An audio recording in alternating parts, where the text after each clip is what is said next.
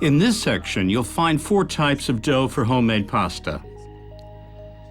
There's the classic dough for tagliolini and tagliatelle with plain flour, semolina flour, and eggs. The dough for filled pasta, which is made with only normal flour and eggs to give more elasticity and softness, so the filling can be the protagonist. And then we have the simple eggless pasta, with only flour and water for soups. This holds its shape during cooking. Or dough made with eggs, potatoes, and flour for a softer consistency and greater creaminess. The choice is yours and depends on the kind of preparation you have in mind.